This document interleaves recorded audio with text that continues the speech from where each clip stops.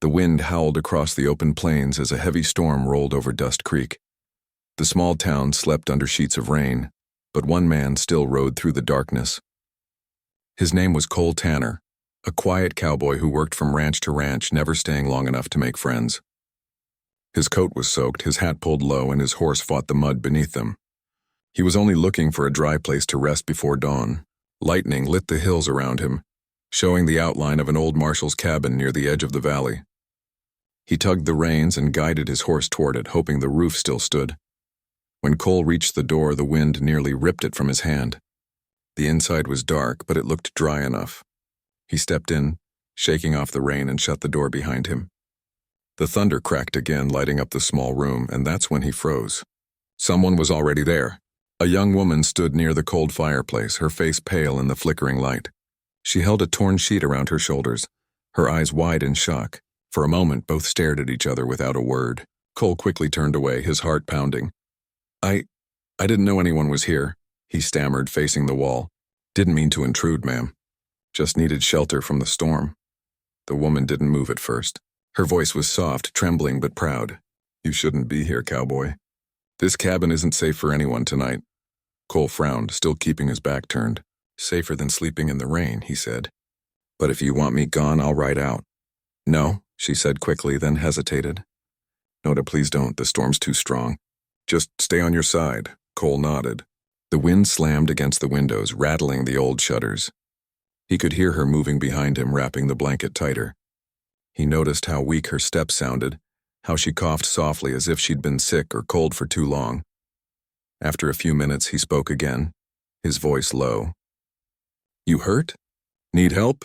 She didn't answer right away. "No, I just need the storm to pass." Then she added almost in a whisper, "You didn't see anything, did you?" Cole turned slightly, careful to keep his eyes down. Just a scared traveler. Nothing more. The silence stretched between them, filled only by the thunder. She sighed then, as if the fear in her chest had eased a little. "My name's Clara," she said softly. "Clara Beaumont. I came from the church in town." Cole knew that name. The preacher's niece. People had talked about her at the saloon, saying she'd vanished after running away from her wedding to a rich cattle baron. The man she was supposed to marry, Baron Hale, was known for his temper and greed. Cole felt a chill, not from the storm, but from what might have driven her into these hills alone. He finally turned to look at her properly. She was young, maybe 20, with tangled hair and a face pale from cold. There was a bruise on her shoulder where the blanket slipped for a second before she caught it again. Her eyes met his. Brown, tired, but still proud. "You're the one they're looking for," Cole said quietly.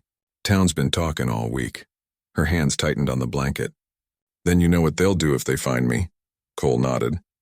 "They'll drag you back to him. Or worse." She looked at the floor. "He said no one could help me. That even God wouldn't dare." Her voice broke for a moment, but she straightened her back again. "I'd rather face the storm than go back to that man." Cole took a slow breath, pulling off his wet gloves. "Well," he said, trying to sound calm, "you won't face it alone tonight." She looked up in surprise. "Why are you helping me?" He shrugged. "Storm's too mean to throw anyone out in it, and I've seen enough bad men to know you're better off away from one."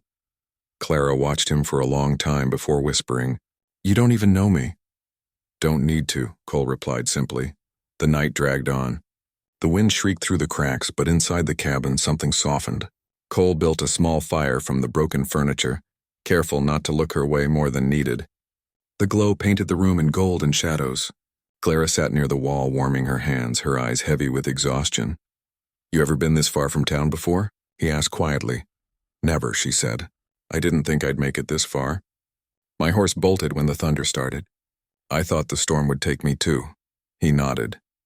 "You're lucky it didn't." She gave a faint smile. "Maybe, or maybe unlucky, depending on who finds me first." Cole leaned against the wall, staring into the fire. "Nobody's going to find you tonight." After a long pause, she asked, "What about you, Mr. Tanner? You always wander into storms?" He chuckled softly. "Seems I've got a habit of riding into trouble without meaning to." That made her smile for real, a small, tired smile, but it was something. They talked in quiet tones after that. About the land, about how cruel the winters could be. She told him she once dreamed of being a teacher, of leaving Dust Creek for a city where people didn't judge a woman for wanting her own life. Cole listened, saying little. He wasn't a man of many words, but the more she spoke, the more he felt something stir. Respect, maybe, or a kind of sadness that she had to fight so hard just to be free. Hours passed and the fire burned low. Cole stood to check the door, making sure it was bolted. Outside, the storm began to ease. Inside, Clara had fallen asleep sitting up, her head resting against the wall. Her face looked softer now, without fear. Cole took off his coat and laid it across her shoulders before sitting back down near the fire. He kept his eyes on the flames, not daring to look her way again. He didn't notice when she woke a few minutes later and saw what he'd done. For the first time in days, she felt safe. When morning came, the rain had stopped. Sunlight slipped through the cracks in the wood. Cole opened the door to let in the fresh air, stretching his sore back. Clara stood behind him, still wrapped in the blanket, her hair messy from sleep but her eyes brighter. "Looks like we survived," he said, trying to smile. She nodded, for now. Her voice carried a strange weight, as if she already feared what would come next. "What do you mean?" he asked. "If someone saw us," she whispered, "they'll say things. You know how this town is. They'll say you—" She stopped, unable to finish. Cole's jaw tightened. He understood. In a place like Dust Creek, being found alone with a woman, even by accident, could destroy a life. "I'll handle it," he said calmly. "Let them talk." Clara looked at him with wide, frightened eyes. "You don't understand, Cole. If they think you've seen me like this, they won't just talk. They'll hang you." He stared at her, stunned by the fear in her voice. "Then we'll make sure they don't find out," he said quietly. But it was too late. From down the valley came the sound of hooves, riders approaching fast. Clara's face went pale. Cole stepped outside, shielding his eyes from the morning sun. He saw the glint of badges and rifles. The sheriff was coming, and behind him the preacher. Cole looked back at Clara. "Get dressed," he said softly. "No matter what they say, keep your head high." She nodded, her hands trembling. As the riders drew near, Cole knew one thing for certain. This storm wasn't over. It had only just begun. The sun rose slowly over Dust Creek, turning the muddy ground into a field of gold and brown. The storm had passed, but the air still smelled of rain and fear. Cole stood by the cabin door, watching as the riders drew closer. He could see the sheriff's star glinting in the light, and beside him rode the preacher, his face red with anger. Behind them, curious townsfolk followed, whispering and pointing. Clara stood just inside the door, her hair damp and her hands shaking as she held the edges of her torn shawl. Cole turned to her and said quietly, "Stay calm. Don't let them see you're scared." She nodded, but her eyes were wide, full of dread. She had lived in this town long enough to know how fast gossip could spread and how cruel it could be. The moment the sheriff stopped his horse, the preacher shouted before anyone else could speak, "There she is, my niece disgraced. And that man, him, he's to blame." The words cut through the morning air like a whip. The crowd gasped. Cole stepped forward, hands open at his sides, trying to keep things peaceful. "Sheriff, it ain't what you think," he said. "Storm caught us both. She was here first. I only came to get out of the rain." But no one listened. The preacher pointed a shaking finger at him, shouting louder. "He saw her undressed. He shared a cabin with her all night. There's no excuse for that." Cole felt heat rush to his face. "Sir, I didn't touch her." "I swear it. The sheriff raised his hand to silence him. "Save it, Tanner. You know the rules here. A woman's name is worth more than gold in Dust Creek, and you've already ruined hers by being here."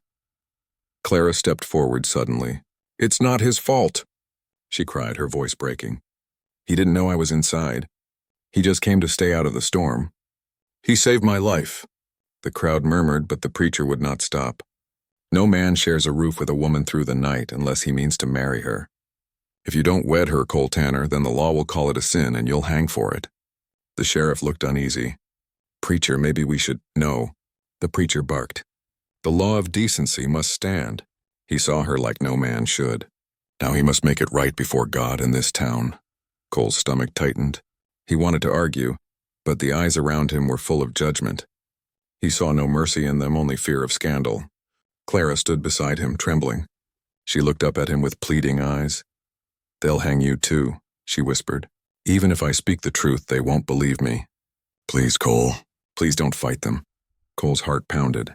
He wasn't the kind of man to bow to threats, but the thought of this frightened girl paying for something she didn't do tore at him. He had lived through enough rough years to know when a fight couldn't be won. The sheriff finally spoke again. "You've got two choices, Tanner. Marry the girl or face the gallows. We'll give you till sundown to decide." With that, the sheriff turned his horse and rode off. The preacher glared one last time before following, and the crowd slowly drifted away, whispering to each other about the scandal that had shaken Dust Creek awake.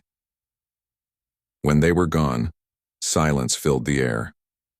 Only the sound of the wind and dripping water remained. Cole turned toward Clara. She looked as if she might faint. "You all right?" he asked quietly. She shook her head. "No, none of this is right. I ran from one prison straight into another." Cole frowned. "What do you mean?" She sat down on a wooden stool, her voice shaking. "My uncle made a deal with Baron Hale. He promised me to that man in exchange for money to fix the church roof. I begged him not to, but he said I had no choice, so I ran. If I go back, he'll hand me over again, and now they want to chain me to you." Cole rubbed his forehead, thinking, "You don't deserve this. You were just trying to live free." She looked up at him, tears in her eyes. "And now you'll hang for trying to help me." He crouched in front of her, meeting her gaze. "Not if we don't let them. I'll marry you if that's what it takes to keep you safe. But you'll have my word, Clara, I won't trap you. Once this mess calms down, you can go wherever you want." Her lips trembled. "You'd really do that? For someone you just met?" He nodded. "A man's word means something in this world.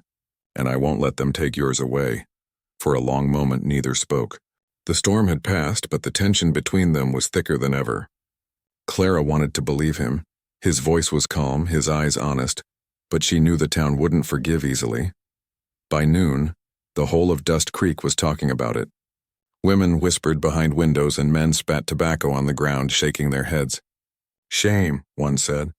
The preacher's own niece. When Cole rode into town to buy a ring, the storekeeper didn't speak to him. He just handed over the cheapest band in the case and turned away. Cole felt every stare on his back as he left. Outside the church, Clara waited with her uncle and the sheriff. She wore a borrowed dress, pale blue and wrinkled, her hair tied back neatly but her face pale.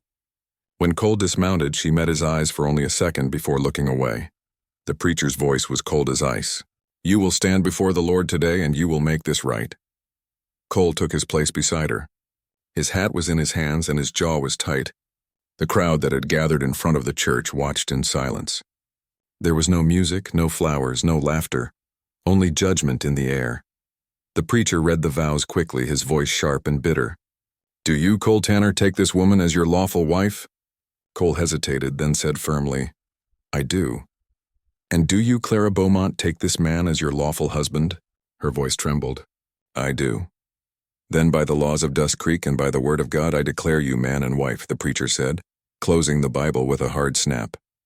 "May your union cover your shame." The crowd began to drift away, whispering again. Cole reached into his pocket and pulled out the small ring, sliding it onto her finger gently. "Sorry it ain't much," he said softly. She looked at him with tearful eyes. "It's more than I ever asked for." They walked away together in silence as the sun dipped low. Behind them, the preacher watched with a look of victory, as if he had cleansed his family's name. But Clara knew the truth. She was now tied to a man she barely knew, and the Baron who once claimed her would not rest easily. That night, they sat by the fire in a small cabin outside town. Cole handed her a cup of warm coffee and said quietly, "You can rest easy here. No one will bother you tonight." She held the cup in both hands, staring into the flames. "You don't have to stay, Cole. You've already done enough." He shook his head. "No, I've started this with you and I'll see it through." She looked up at him, and for the first time there was a trace of trust in her eyes. "Thank you," she whispered. The night was still and quiet, far from the noise of Dust Creek. Cole sat by the window, keeping watch as Clara finally drifted into sleep. He knew tomorrow wouldn't bring peace. The town might accept their marriage, but men like Baron Hale wouldn't forget. As the fire burned low, Cole made a silent promise. Whatever came next, lies, danger, or war, he would protect her. Not because he had to, but because somewhere between the storm and the vows, something had changed inside him. The next morning came with a soft chill in the air and a silence that felt heavier than the storm. The small cabin outside Dust Creek stood still, smoke curling from its chimney.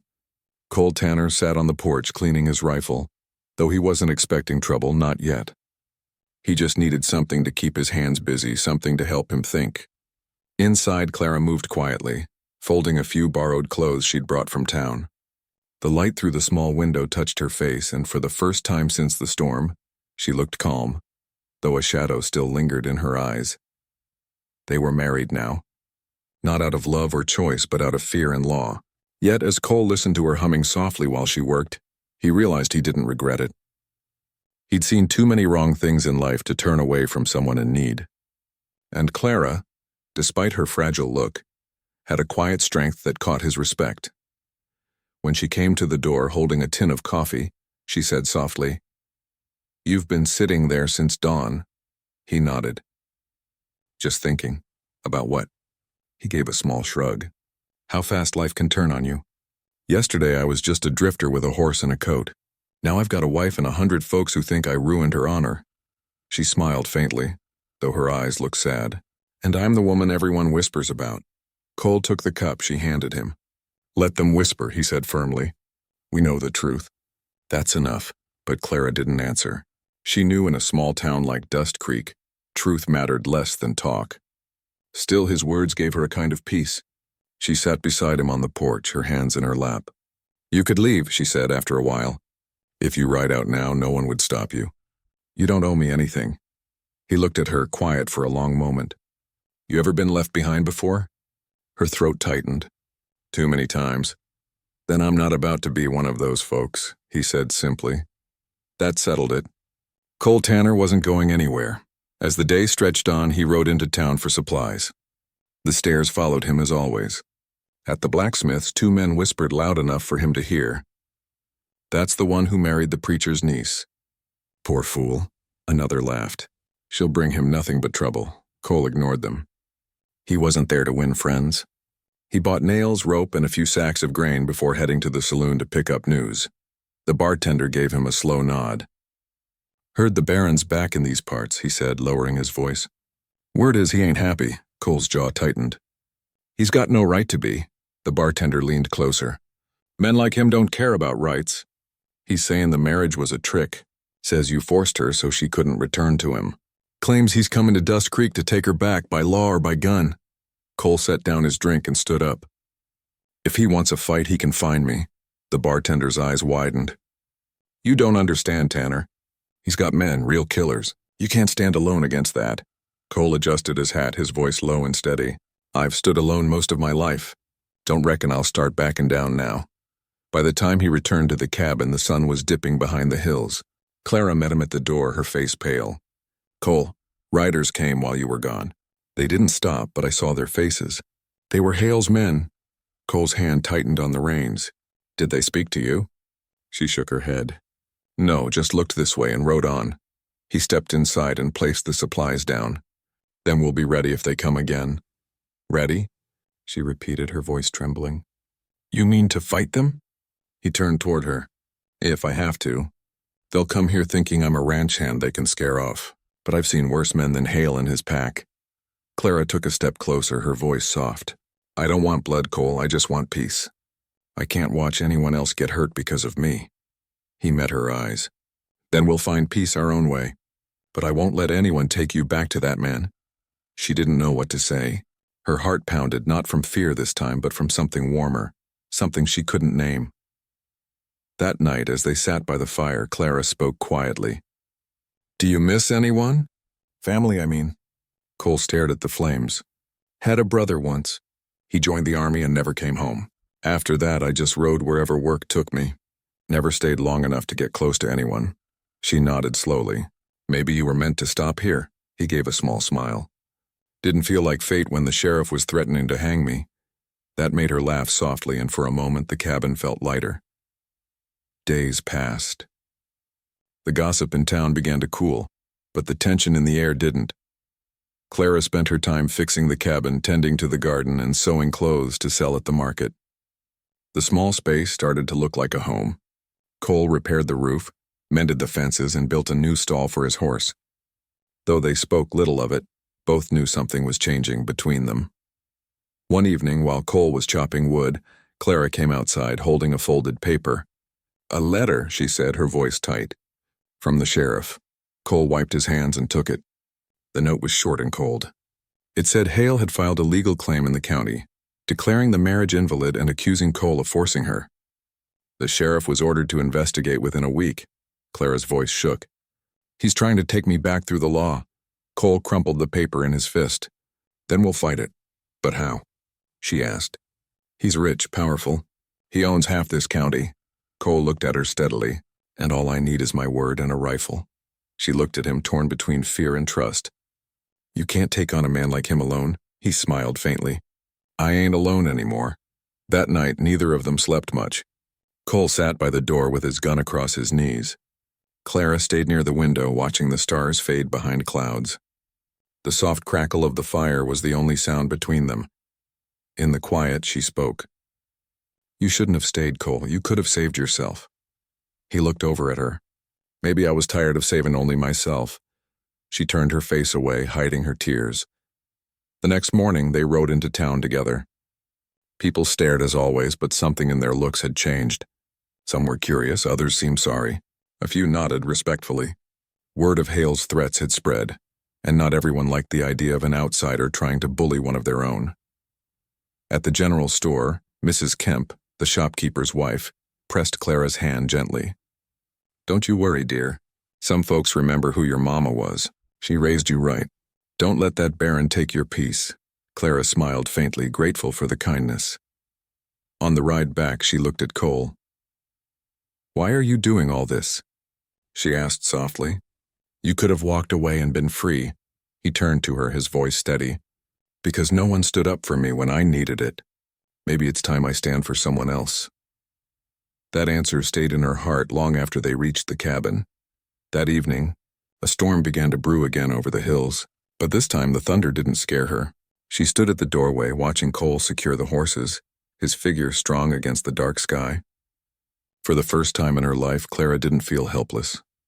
When he came inside, dripping rain from his hat, she whispered, "You don't have to protect me, Cole." He looked at her, his voice soft but firm. "Maybe not, but I want to." The wind rattled the windows, and she smiled through tears she didn't expect. For a man she had met by chance, he had become her only safe place. Outside, the storm roared again, but inside, the fire burned steady. Neither of them knew what tomorrow would bring, but both understood that their lives had changed forever. And somewhere deep inside, Clara began to wonder if what started as a forced marriage might soon become something real, something worth fighting for. The next morning was quiet, almost too quiet for Dust Creek. Cole Tanner sat on the porch sharpening his knife, though his thoughts weren't on the blade. He was thinking of Clara, of the life that had been forced upon them, and of the storm that had brought them together. Outside, the wind carried the smell of wet earth and smoke from the distant chimneys. It should have been peaceful, but Cole's instincts told him it was not. Clara moved quietly inside the cabin, tidying up the few belongings they had brought from town. She was careful with every motion, as if she feared even the smallest sound might draw attention. Despite the calm, she felt a tension she couldn't shake. Cole had noticed it too, watching her from the porch as he ran a hand through his hair. "You're thinking about him, aren't you?" Cole asked quietly. Clara froze, then shook her head. "No, not really. I try not to." "Don't lie to me," he said, his voice low. "Baron Hale's out there somewhere, and he's not going to give up." She sighed. "I know, that's what scares me the most. I can run, but I can't hide forever." Cole stood and walked to the door, motioning for her to join him. "We won't hide. Not if it comes to him. If Hale wants trouble, he'll find me first." Her eyes widened, fear and relief mingling together. "You really mean that?" He nodded. "You've seen too much fear, Clara. I won't let him take you back." The day passed slowly, each hour stretching longer than the last. Cole made trips into town, checking for any signs of Hale or his men. Each time he returned, he found Clara working quietly, her hands steady but her eyes restless. She had begun to speak more freely, telling him of her life before the storm, of her dreams, and of the fear that had driven her into the hills. Cole listened, offering few words, but each one was measured and firm. By mid-afternoon, a rider appeared on the horizon, dust rising from the path into town. Cole's hand went to his rifle automatically. The rider grew closer, and he could make out the hat and coat of a man he did not want to see. Baron Hale. Clara saw him too, and a shiver ran through her. "He's come," she whispered, gripping the edge of the table. Cole stepped forward, placing a hand on her shoulder. "Stay calm. Don't show fear. We'll face this together." Hale and his men rode into the center of Dust Creek, their horses kicking up mud. He dismounted with a swagger, his eyes cold and calculating. "I hear my promised bride has been stolen," he said loudly, addressing the townsfolk who had gathered in curiosity. "And you, Tanner, have no right to stand in my way." Cole stepped forward, standing tall despite the tension. "She's not yours, Hale, and she never will be." The Baron's lips curled into a sneer. "Words are cheap. You'll find that out soon enough." Clara stepped behind Cole instinctively, but he didn't move away. "Leave her alone," he said calmly but firmly. "No man gets to claim her like that." Hale laughed, a harsh grating sound. "You think you can stop me? I've got men, guns, and the law on my side." Cole's eyes scanned the crowd. Some townsfolk had gathered, and though most looked uneasy, he saw a few nods of quiet approval. It was not much, but it was enough. "Then we'll see whose word and courage matter more," he said. The tension built like a storm cloud ready to burst. Hale gestured to his men, signaling them to move forward, but the sheriff stepped between them, raising his hands. "Enough!" he shouted. "No fighting in the street. Not today." Hale's eyes flashed with anger, but he held his men back. "This isn't over, Tanner. You've made an enemy of me." Cole didn't flinch. "And you'll find I don't make that mistake twice." The Baron stormed off, but not without a final glare at Clara, who stood quietly beside Cole. She felt the weight of his stare, and it made her heart beat faster.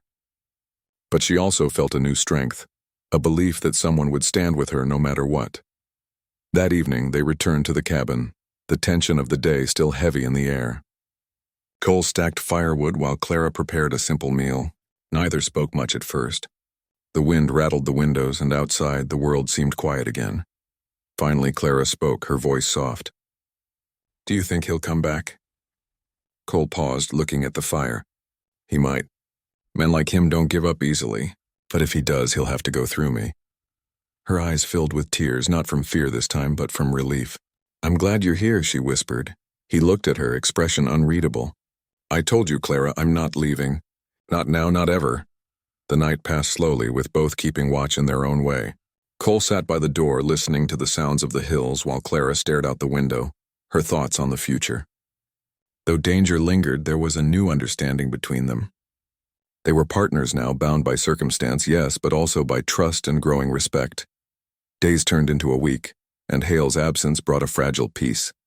Cole spent his time fortifying the cabin, building a small fence and checking the trails for signs of riders. Clara began planting a small garden, cooking meals, and learning to ride Cole's horse for short distances. Each task gave her a sense of control she hadn't felt in months.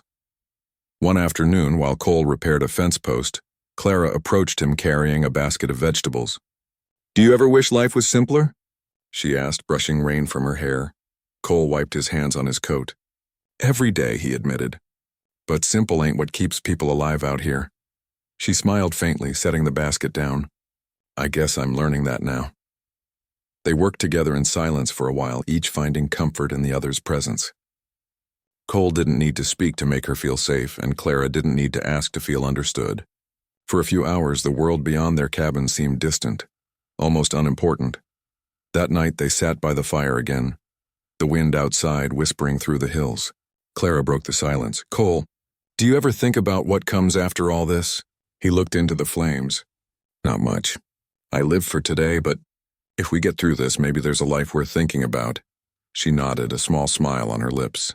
"I hope so." As the fire crackled, they both knew the peace was temporary. Baron Hale would not forget, and the threat of him returning loomed over Dust Creek like dark clouds.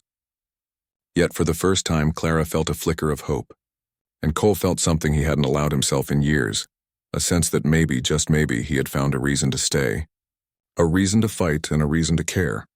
Outside, the wind carried the distant sound of hooves, but neither of them moved. They had survived the first challenge, and together, they were ready to face whatever came next. The storm had brought them together, but it was their courage, trust and growing bond that would keep them standing. And as they watched the flames dance, both knew that whatever the future held, they would face it side by side. The morning sun broke over the hills with a soft golden light that seemed to promise a calm day, but Cole Tanner knew better. He had spent the past week preparing, reinforcing the cabin, clearing trails, and keeping watch for any sign of barren hail. The air smelled of fresh pine and earth, but danger still lingered like a shadow across the land. He mounted his horse, scanning the horizon, every sense alert. Clara had woken early, tending to the small garden they had planted together, and her presence beside the cabin gave him a reason to fight harder, to be ready for whatever came next. She approached him quietly, holding a satchel of food and a small blanket. "Cole," she said softly, "I thought you might need this." He smiled faintly, taking the blanket. "Thanks, Clara, you're full of surprises." Her lips curved into a small smile, but her eyes betrayed the worry she felt. I don't want anything to happen to you." He reached out, resting a hand on her shoulder. "Nothing's happening to me. Not while I've got you here." For a moment, neither spoke, the morning calm settling around them. But then, far in the distance, a dust cloud appeared. It grew quickly, and Cole's hand went instinctively to his rifle. His eyes narrowed as the riders came closer, their horses thundering across the plains. Hale had returned, and he was not alone. 6 men rode beside him, each one armed and determined. Cole felt the tension build in his chest, but he remained calm. He dismounted, steadying his horse, and walked toward Clara. "Stay inside," he told her quietly. "Don't come out until I say." She nodded, clutching the blanket, her heart pounding. "Be careful." Cole stepped into the path of the approaching men, his gaze fixed on Hale. The Baron's face was twisted in anger and disbelief. "You think you can take me on, Tanner?" Hale shouted. "You married my promised bride, and now you'll pay for it." Cole didn't flinch. "I married her to keep her safe, and I'll do whatever it takes to protect her. That includes stopping you." The men drew closer, the tension so thick it could be cut with a knife. The townsfolk had gathered, keeping a safe distance, whispers of fear and anticipation filling the air. Some held their breath, unsure of what would happen next. Hale sneered. "You'll regret this, Tanner." "I always get what I want." Cole's voice was calm but firm. "Not today, Hale. Today you leave or you face me." The standoff lasted only moments before Hale lunged forward, signaling his men to attack. Cole's hand moved swiftly, drawing his rifle and aiming with careful precision. Shots rang out, echoing across the plains, but Cole was steady. One by one, the Baron's men faltered, retreating behind him, unsure of their next move. Hale's face twisted in rage, realizing his force wasn't enough. He reached for a pistol at his side, but Cole had already anticipated it. With one steady shot, the gun was knocked from Hale's hand, clattering across the ground. The Baron fell back, his face a mask of fury and disbelief. The sheriff and townsfolk watched in awe, some cheering softly while others held back, stunned at what they had witnessed. Hale's pride had been shattered and his threats had failed. He glared at Cole one last time before being forced to retreat with his remaining men. Cole lowered his rifle, breathing heavily, and turned toward Clara. She ran to him, her eyes wide with relief and admiration. "You did it," she whispered, tears forming in her eyes. "You protected me." He shook his head, brushing rain-soaked hair from his face. "We protected each other. You stayed strong, Clara. That's what made the difference." She threw her arms around him, holding him tightly. "I was so scared," she admitted, her voice muffled against his coat. "I know," Cole said softly. "But you're safe now. That's all that matters." By the end of the day, Hale had been arrested by the sheriff for attempting to intimidate and harass a citizen. The town's whispers turned from scandal to admiration, telling stories of the cowboy who stood firm and the woman who had endured so much and survived. That evening, Cole and Clara returned to their cabin, the air now calm and fragrant with the evening breeze. The cabin, once a place of fear and uncertainty, felt like home. They sat together on the porch, watching the sun dip behind the hills, painting the sky in shades of gold and red. Clara turned to Cole, her voice soft. "Do you ever think about the future?" He looked at her, his expression thoughtful. "Every day. But right now, I'm just glad we're alive and that we've got each other. The rest will come when it's ready." She nodded, resting her head against his shoulder. "I never thought I'd find someone who'd fight for me, even when it wasn't his fight." Cole smiled faintly. "Maybe that's what life's about. finding the right fight and the right person to fight it with. Night fell, and the stars lit the sky like scattered diamonds.